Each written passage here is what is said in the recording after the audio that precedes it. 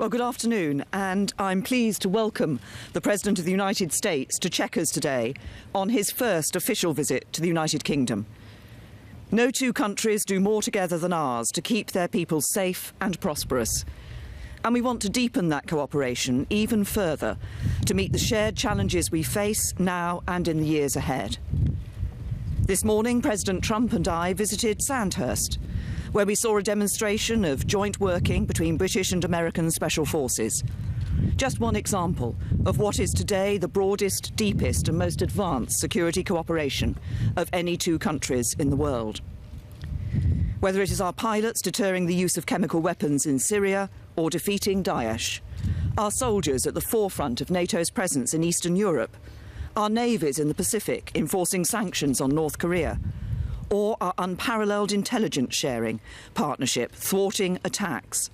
Our security cooperation is saving lives here in Britain, in America and right across the world. That partnership is set to grow, with our armies integrating to a level unmatched anywhere, and the UK set to spend £24 billion on US equipment and support over the next decade. Today, we've also discussed how we can deepen our work together to respond to malign state activity, terrorism and serious crime. In particular, on Russia, I thanked President Trump for his support in responding to the appalling use of a nerve agent in Salisbury, after which he expelled 60 Russian intelligence officers. And I welcomed his meeting with President Putin in Helsinki on Monday.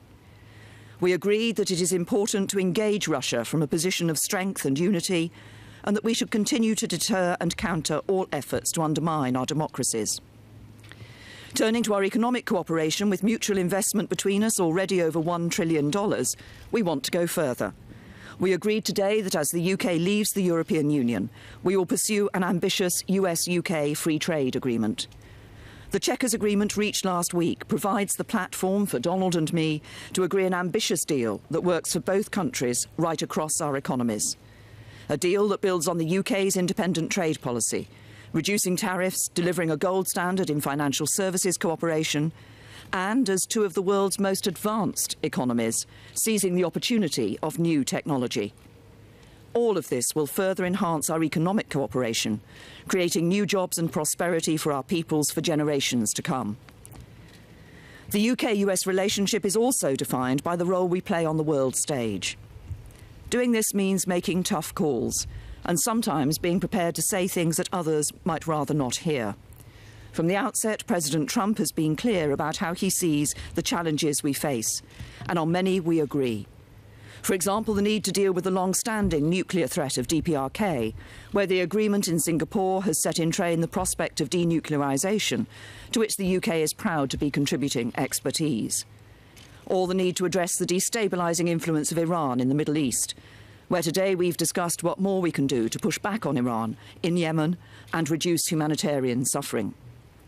Or the need for NATO allies to increase their defence spending and capability, on which we saw significant increases at yesterday's summit. This includes Afghanistan, where this week I announced a further uplift of 440 UK troops, an ongoing commitment to a mission that began as NATO's only use of Article 5, acting in support of the US. Finally, let me say this about the wider transatlantic relationship. It is all of our responsibility to ensure that transatlantic unity endures, for it has been fundamental to the protection and projection of our interests and values for generations. With US leadership at its foundation, its beating heart remains our democratic values and our commitment to justice. Those values are something that we in the UK will always cherish, as I know the US will too. It is the strength of these values and the common interests they create that we see across the breadth of our societies in North America and Europe. And that is why I'm confident that this transatlantic alliance will continue to be the bedrock of our shared security and prosperity for years to come. Mr. President. Thank you very much. Thank you. Prime Minister, thank you very much. And it is my true honor to join you at this remarkable setting, truly magnificent, as we celebrate the special relationship between our two countries. On behalf of the American people, I want to thank you for your very gracious hospitality. Thank you very much, Teresa. Last night, Melania and I were delighted to join you and Philip for dinner at the magnificent Blenheim Palace. It was a wonderful and memorable evening that we will not soon forget. It was really something very special. Today, it's a true privilege to visit historic Chequers that I've heard so much about and read so much about growing up in history class, and to continue our conversation, which has really proceeded along rapidly and well over the last few days. For generations, our predecessors have gathered at this stunning retreat to strengthen a bond that is like no other. The relationship between our two nations is indispensable to the cause of liberty, justice, and peace.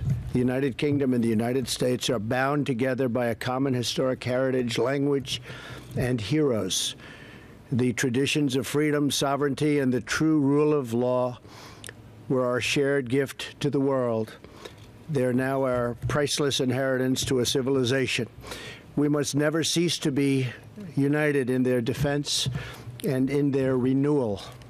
Before our dinner last night, Melania and I joined Prime Minister May, Mr. May, and the Duke and Duchess of Marlborough for a tour of the Winston Churchill exhibit at Blenheim Palace. It was something very special.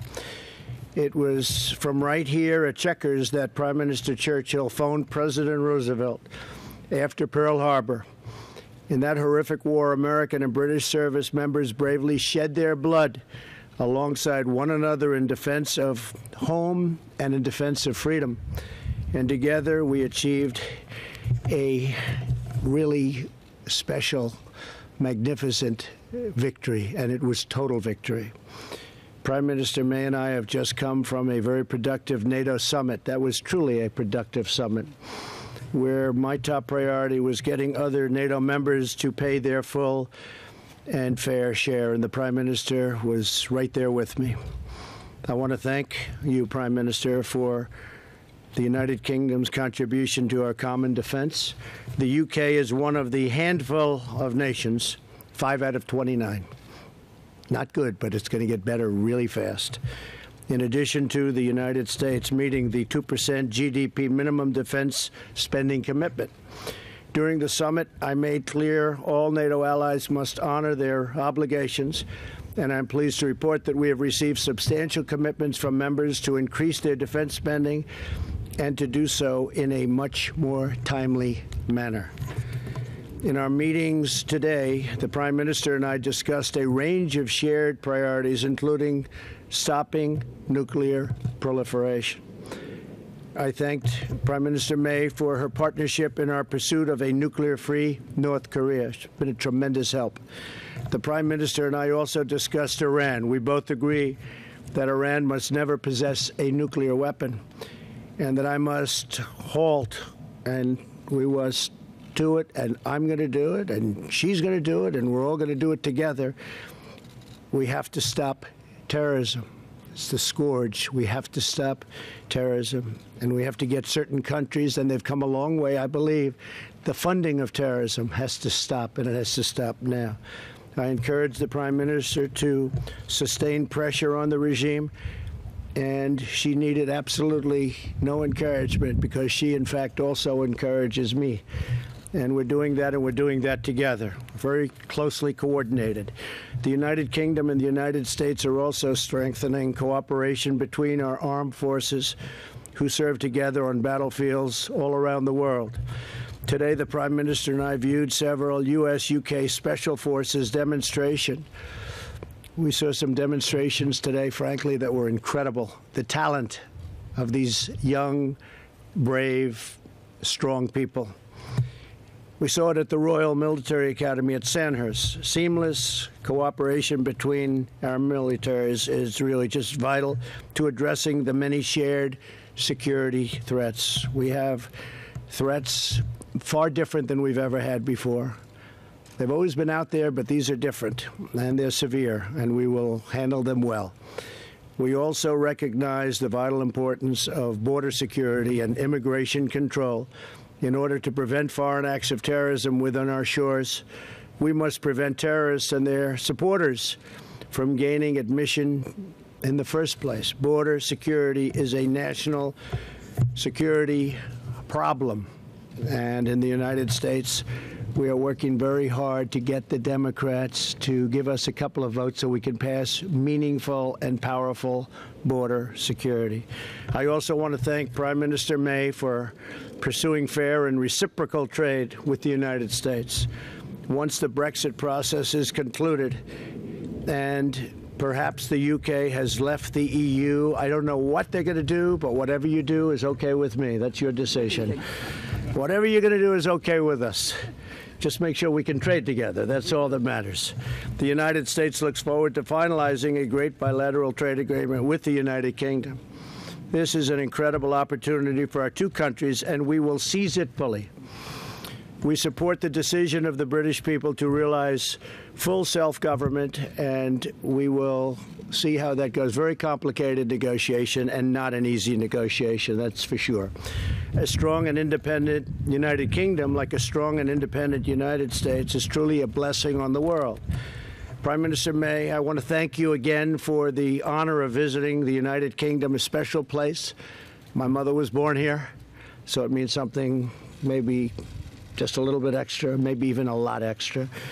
And we had a wonderful visit. Last night, I think I got to know the Prime Minister better than at any time. We spent a lot of time together over a year and a half, but last night we really, I was very embarrassed for the rest of the table. We just talked about lots of different problems and solutions to those problems, and it was a great evening. As we stand together this afternoon at Chequers, we continue a long tradition of friendship, collaboration, and affection between ourselves and also between our people. The enduring relationship between our nations has never been stronger than it is now. So, Madam Prime Minister, thank you very much. It's been an honor. Thank you. Thank you, Teresa. Thank you, Mr. President. Thank you. Thank you. Now,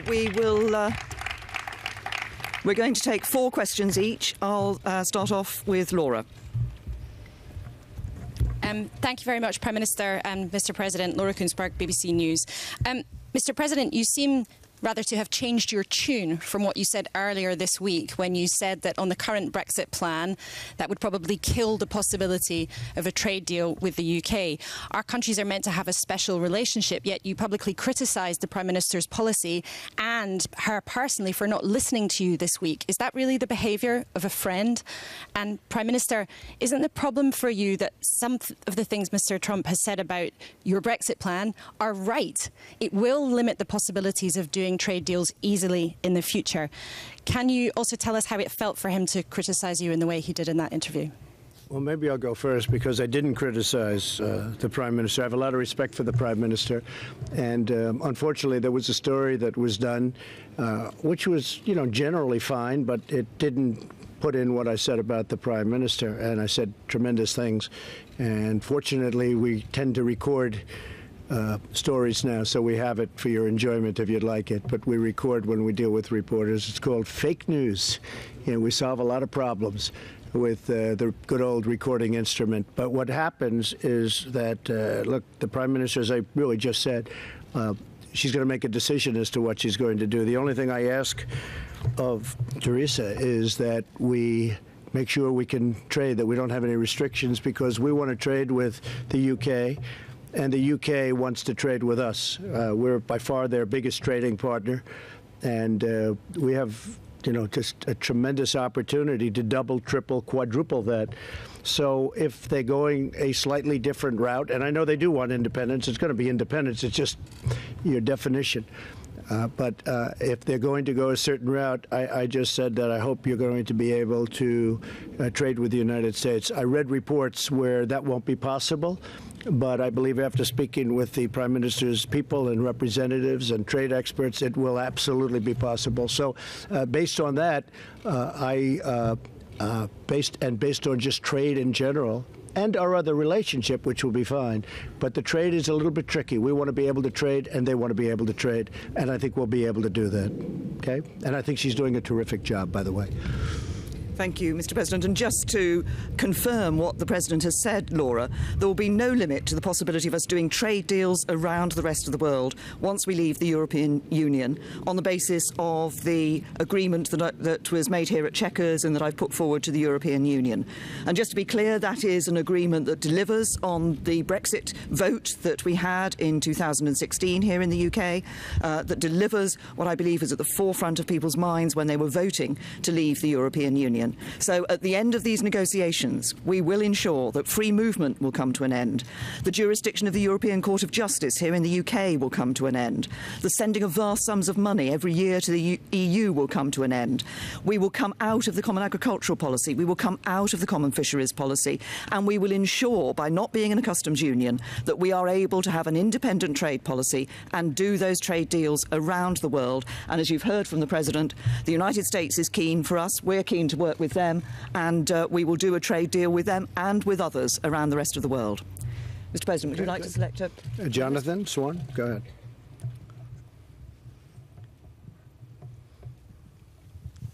Jonathan Swan from Axios. Mr. President, two questions, if I may. The first one, now your British trip is coming to a close. Could you tell us the 3 or 4 things you hope to achieve in your meeting with Vladimir Putin?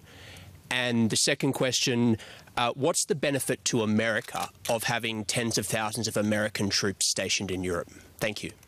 So I'll be meeting with President Putin on Monday.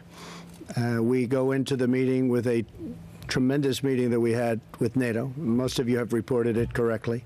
It was certainly it was testy at the beginning, but at the end everybody came together and they agreed to do what they should do, and actually what they've committed to do, which you fully adhered to. You didn't have a problem, but some people did, and we left that meeting, I think, probably more unified and wealthier as a group than ever before. So we go in strong. We'll be talking to President Putin about a number of things. Ukraine. We'll be talking about Syria. We'll be talking about other parts of the Middle East. I will be talking about nuclear proliferation because we are massively, you know what we've been doing. We've been modernizing and fixing and buying, and it's just a devastating technology. And they likewise are doing a lot. And it's a very, very bad policy. We have no choice. But we are massively big, and they are very big. And I'll be talking about nuclear proliferation. That would be a great thing if we could do. Now, it's not only us. It's not only Russia and the United States. It's other countries also. But we're the two leaders. We would be the leader. They would be second. I guess China would be third. I think we'll all be talking about that. To me, Jonathan, I think that would be a tremendous achievement if we could do something on nuclear proliferation. And we'll be talking about other things. I know you'll ask, will we be talking about meddling? And I will absolutely bring that up. I don't think you'll have any, gee, I did it, you got me. There won't be a Perry Mason here, I don't think, but you never know what happens, right? But I will absolutely, firmly ask the question. And hopefully we'll have a very good relationship with Russia. I think having, and the Prime Minister would agree, if we have a good relationship with Russia and with China and with other countries, that's a good thing, not a bad thing. So hopefully that will happen, Jonathan. Okay? Here's the second one, which was about the troops. What's the benefit to America? The benefit to America? Yeah, the troops where, though? Where? Well, look, there is a benefit. There's a psychological benefit and there's a military benefit. There's also a benefit not to do it. I mean, I was prepared to do things that would have been somewhat harsh yesterday. A lot of people were surprised that NATO all came together at the end. But, and it wasn't a threat. I mean, it was just an unfair situation. The United States was paying, anywhere from 70 to 90, and I choose 90, depending on the way you want to calculate. We were paying 90% of the cost of NATO, and NATO is really there for Europe much more so than us. It helps Europe, no matter what our military people or your military people say, helps Europe more than it helps us. That being said, it is a great unifier. We have 29 countries, and there was a lot of love in that room. So I think, and we have a lot more than, Jonathan, when you say 10,000 troops, we have a lot more than 10,000 troops. Tens of thousands. How much? Tens of thousands. Oh, tens of. I thought you said 10,000. Because in Germany we have 52,000 troops, and we have a lot of troops in Europe. That being said, we're helping Europe, they're helping us, we're all together, and I'm fine with it. Thank you. And by the way, very importantly, they're now paying their way in a much more rapid fashion. Yes. Thank you. Francis. Francis Elliott, The Times. Prime Minister, I wonder whether you agree with the President of the United States that immigration has damaged the cultural fabric of Europe. And, President, perhaps you could elaborate on that remark. What do you mean by that? Do you want to go first? I think it's been very bad for Europe. I think Europe is a place I know very well, and I think that what has happened is very tough. It's a very tough situation. I mean, you see the same terror attacks that I do. We see them a lot. We just left some incredible young men and women at Sandhurst, and they were showing us cells, and they were showing us things that, frankly, 20 years ago nobody even thought about, probably a lot more recently than that, nobody even thought about. I just think it's changing the culture. I think it's a very negative thing for Europe. I think it's very negative. I think having Germany, and I have a great relationship with Angela Merkel, great relationship with Germany, but I think that's very much hurt Germany. I think it's very much hurt other parts of Europe. And I know it's politically not necessarily correct to say that, but I'll say it, and I'll say it loud. And I think they better watch themselves, because you are changing culture, you are changing a lot of things, you're changing security, look at what's happening. I mean, you take a look. I mean, look at what's happening to different countries that never had difficulty, never had problems. It's a very sad situation. It's very unfortunate, but I do not think it's good for Europe, and I don't think it's good for our country. We're, as you know, far superior to anything that's happened before, but we have very bad immigration laws. And we're doing incredibly well, considering the fact that we virtually don't have immigration laws. We have laws that are so bad, I don't even call them laws. I call them, it's just like you just walk across the border. You walk across the border, you would put one foot on the land, and now you're tied up in a lawsuit for 5 years. It's the craziest thing anyone's ever seen. So I would just make that recommendation to Europe. I've made it very loud and clear. I made it yesterday. 29 countries total, and that's the way I feel. The UK has a proud history of welcoming people who are fleeing persecution to our country. We have a proud history of welcoming people who want to come to our country to contribute to our economy and contribute to our society. And over the years, overall immigration has been good for the UK. It's brought people with different backgrounds, different outlooks here to the UK, and we've seen them contributing to our society and to our economy. Of course, what is important is that we have control of our borders. What is important is that we have a set of rules that enables us to determine who comes into our country. And of course, that is what, as a government, we have been doing for a number of years and will be able to continue to do in the future. Mr. President. Mr. President, thank you very much. Mr. President, you have spent the week taking on NATO allies, criticizing Prime Minister May on her own soil. Right. And I wonder if, are you giving Russian President Vladimir Putin the upper hand heading into your talks, given that you are challenging these alliances that he seeks to break up and destroy? See, that's such dishonest reporting because, of course, it happens to be NBC, which is possibly worse than CNN. Possibly. Let me explain something. We have left NATO with more money, with more unity, with more spirit than NATO probably has ever had. We have a strong and powerful NATO. When I became president, we didn't. We had people that weren't paying their bills. We had people that were way down. We had people that weren't following their commitments. In addition to that, we become an oil exporter, which would not have happened under the past regime or a new regime if it weren't us. We have built up our military, $700 billion, and then next year, as you know, $716 billion. When you look at what we've done in terms of Russia, I guarantee whoever it is in Russia, they're saying, oh, gee, do we wish that Trump was not the victor in that election. We have been far tougher on Russia than anybody, and probably than look, I'm not going to go down 100 years, but certainly we have been extremely tough on Russia, including the fact that when the Prime Minister called, when they had a horrible thing happen right here, very close by, she asked, would I do something, and maybe I'd let you tell the number, and it was far greater than anybody else, including the Prime Minister. We expelled how many people? 60. 60. And Germany did 3, as an example. So Germany, big country, powerful country, they did 3. The fake news doesn't want to talk about it. So it really is. We have been very strong on Russia. Now, with all that being said, if I had a relationship with Putin, I don't know him. I met him twice, maybe 3 times, 2.5 times. Most of you were there when we did. We met him at the G20. And if we could develop a relationship, which is good for Russia, good for us, good for everybody, that would be great. If I had a relationship with China, you know, we're in a big trade situation with China, as an example, where we're behind every year for many years, $500 billion. It's just not going to happen anymore.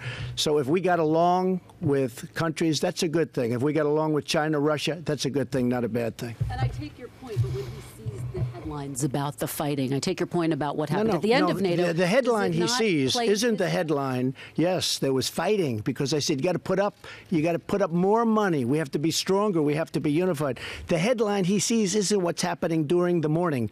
The headline he sees is what happened in the afternoon, where we came together as one, where they're putting up billions of dollars more. I'll give you an example.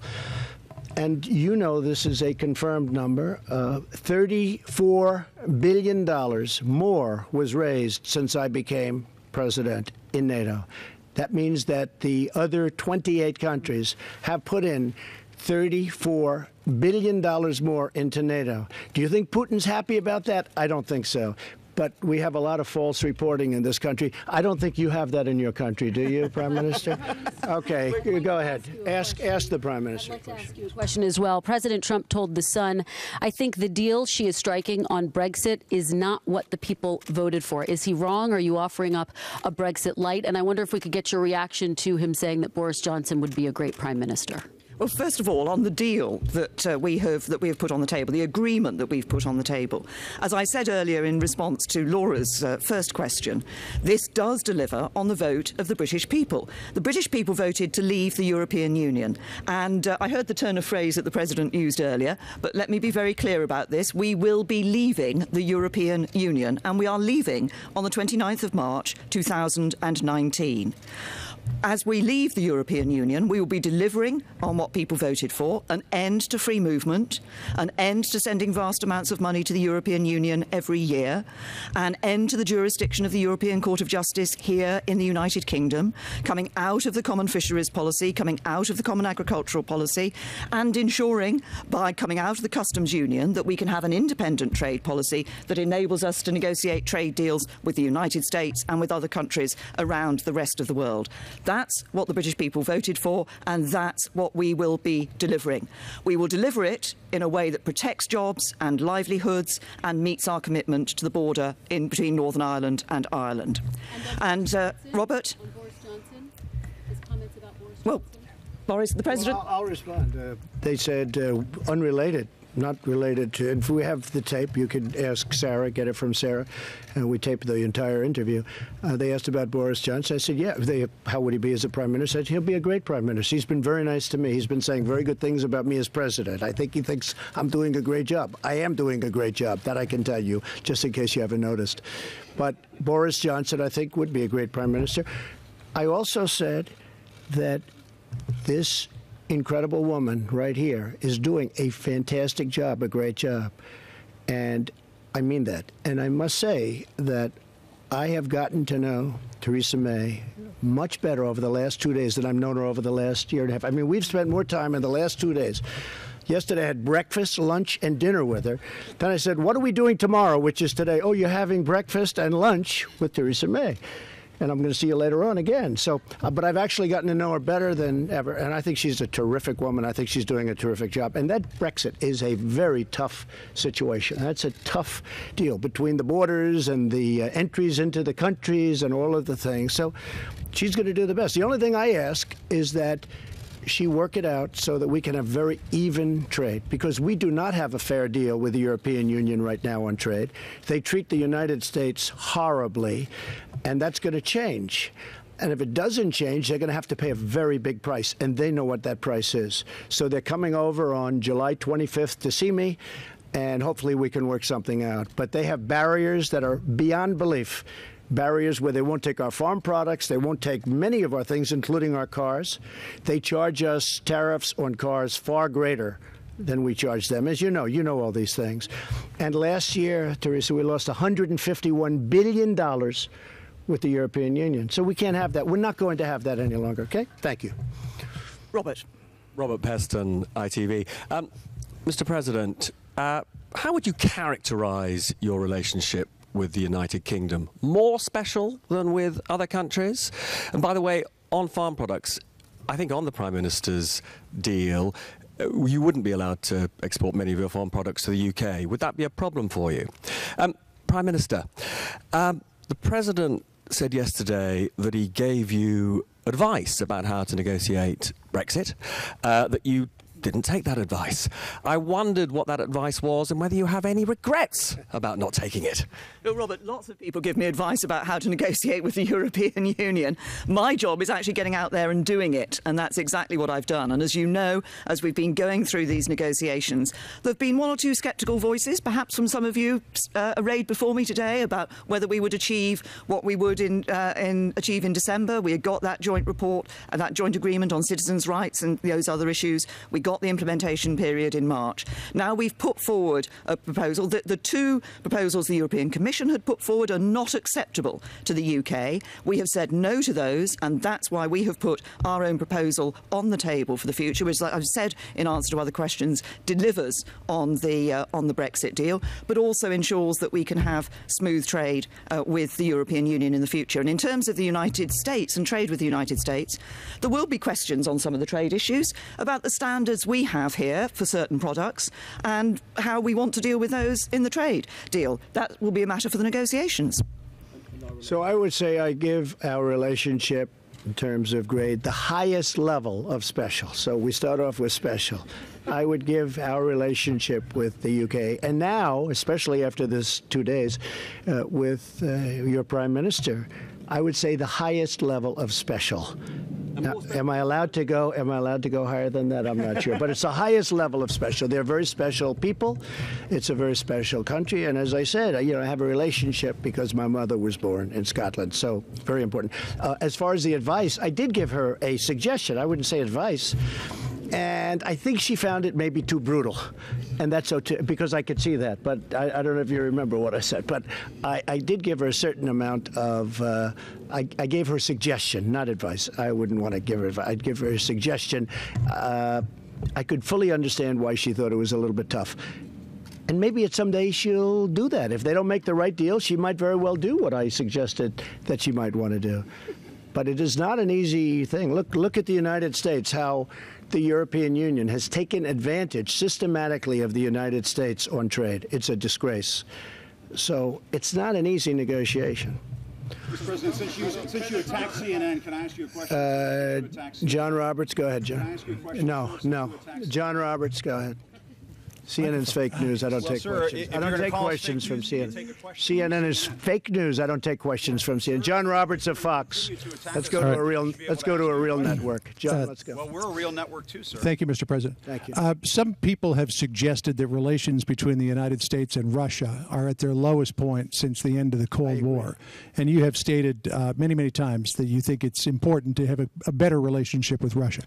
Is there any way for relations between the United States and Russia to improve? Yes. As long as Putin continues to occupy Crimea? Yes, I think so. I think I'd have a very good relationship with President Putin if we spend time together. And I may be wrong. Other people have said that didn't work out, but I'm different than other people.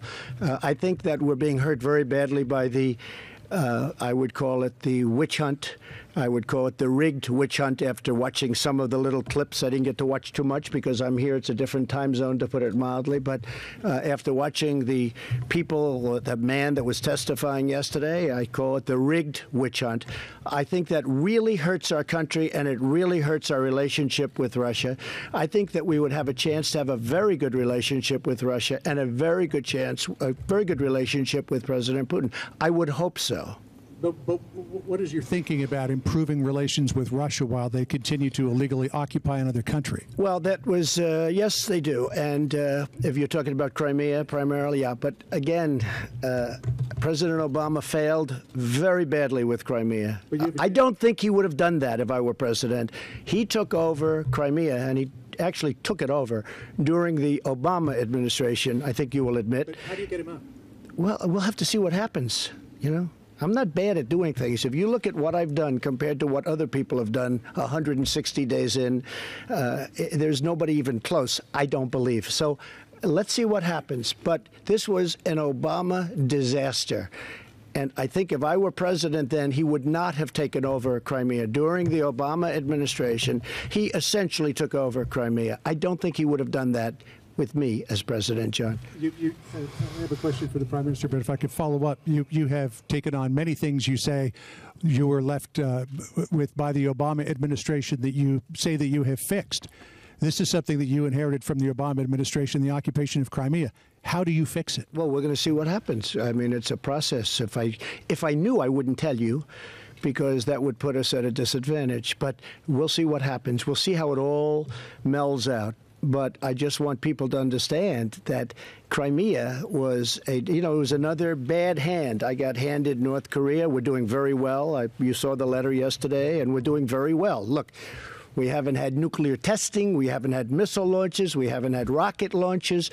Some sites were blown up, and we got back our hostages, our prisoners, even before I left.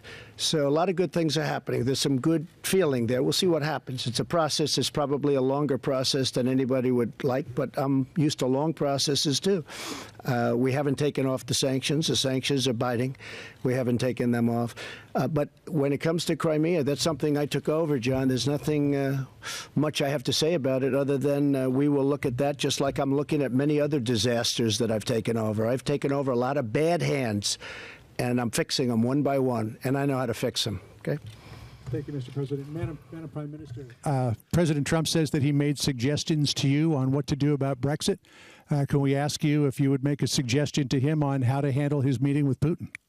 Well, I think it's very simple. We've been talking about this, in fact, today, which is what is important in meeting with President Putin. And I've welcomed the meeting with President Putin. But what is important is that the President goes into this, as he is doing, from a position of strength and also from a position of unity in NATO. I think that is very important. Obviously, we've discussed the activity of Russia in many different ways, including that use of a nerve agent here on the streets of the United Kingdom and the impact that that has had. I welcomed, as I said earlier, the very strong response the United States gave to that. We had response from around the world, but I think the important thing is, and particularly following the NATO summit, the President is going into this meeting with President Putin from that position of strength and a position of unity around that NATO table. Jason. Thank you, Jason Gross from the Daily Mail.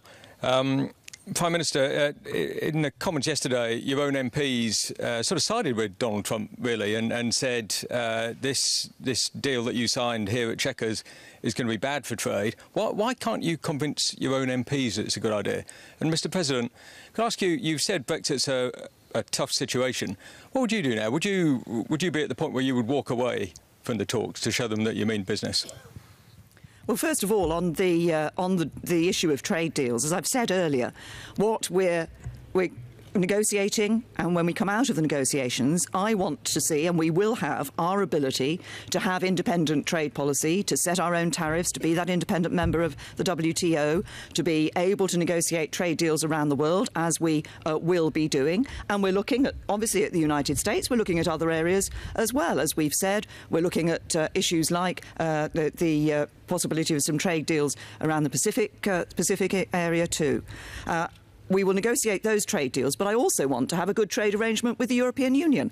This isn't an either-or. We don't just replace one with the other. Actually, the United Kingdom is looking for and can negotiate a situation where we can have a good trade relationship with the European Union, a great trade relationship, a good trade relationship with the United States and around the rest of the world as well. And that is what will be good for jobs, good for people's livelihoods, good for prosperity here in the UK. Well, if you remember, I was opening Turnberry the day before Brexit, and we had an unbelievably large number of reporters there because everybody was there, I guess, because of Brexit. And they all showed up on the 9th hole overlooking the ocean, and I said, what's going on? And all they wanted to talk about was Brexit. And they asked for my opinion, and I think you will agree that I said I think Brexit will happen. And it did happen, and then we cut the ribbon. And the reason I felt it was going to happen was because of immigration, because I think one of the reasons I got elected was because of immigration, and I felt that Brexit had the upper hand, and most people didn't agree with me. If you remember, Barack Obama said, well, your country will have to get on the back of the line if that happened, which I thought was a terrible thing to say, frankly. But I said I thought it was going to happen, and it did happen. And I also think that as far as negotiating the deal, I probably would have done what my suggestion was to the Prime Minister, but she can always do that. She can do that. At some point, she can do what I suggested to her. Would you walk away? No, well, you can't walk away, because if she walks away, that means she's stuck. You can't walk away. But you can do other things. But she can do what my suggestion was, and my suggestion was, respectfully submitted.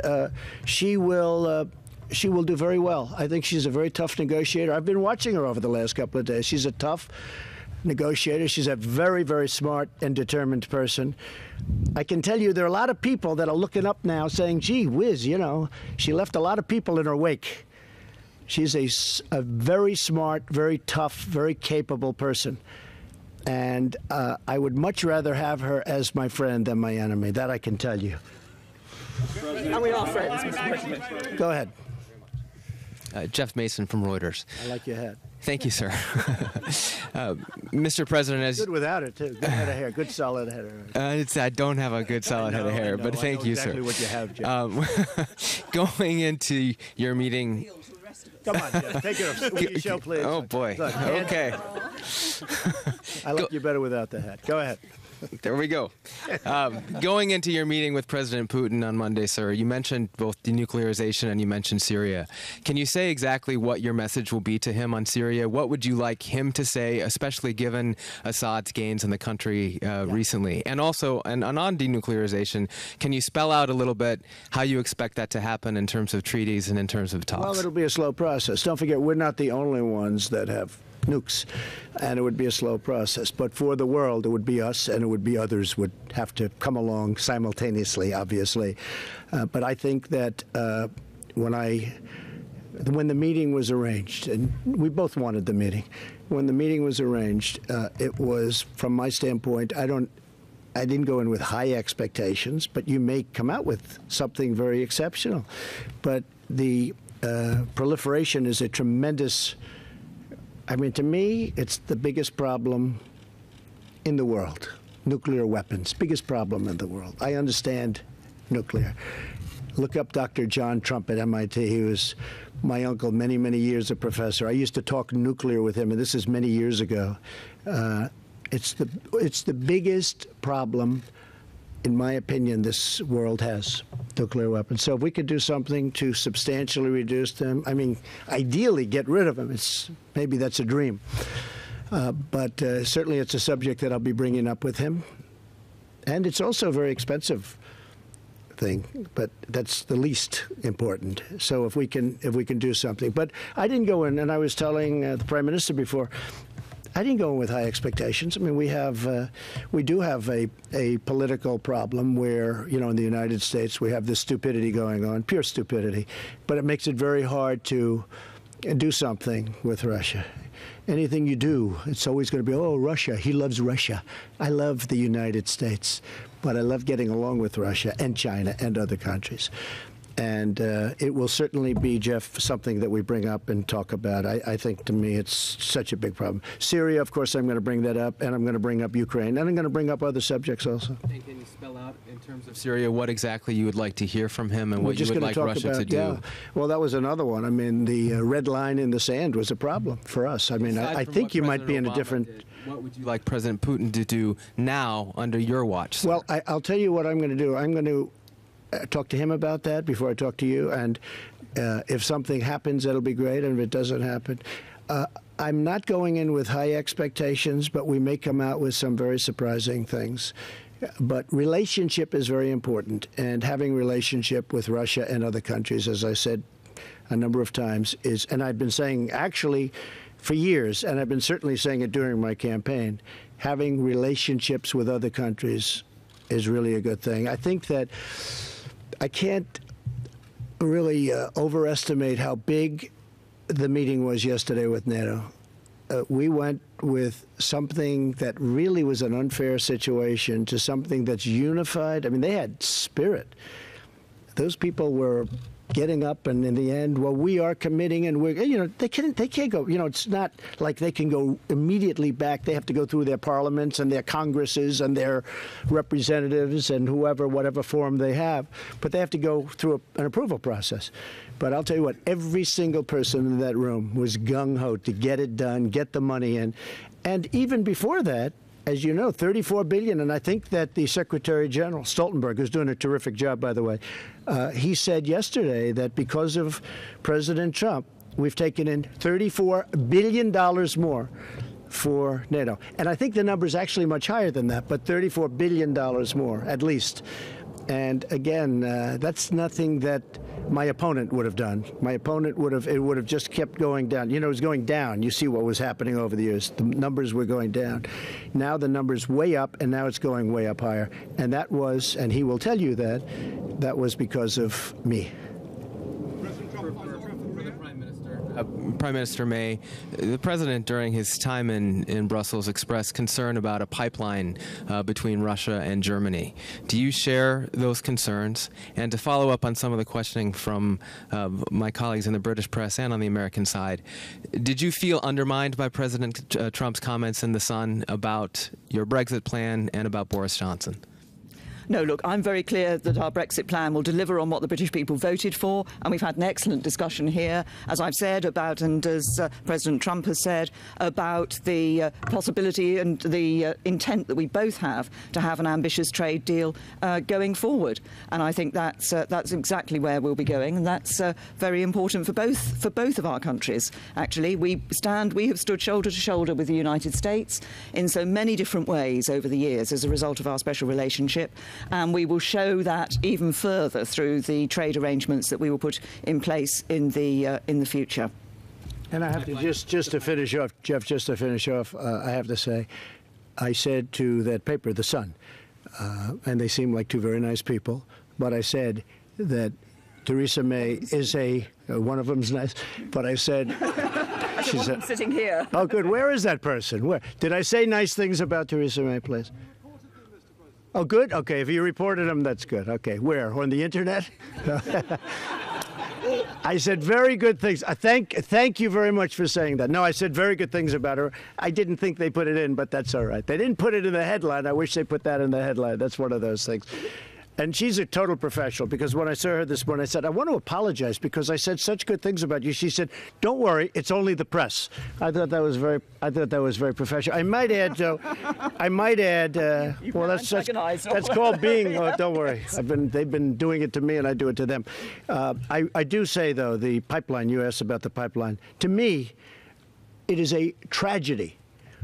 I think it's a horrific thing that's being done, where you're feeding billions and billions of dollars from Germany primarily, and other countries, but primarily from Germany, into the coffers of Russia, when we're trying to do something so that we have peace in the world, I think it's a horrible thing that Germany's doing. I think it's a horrible mistake. And as much as I like Angela, I was very open in saying it. I think it's a horrible thing that you have a pipeline coming from Russia.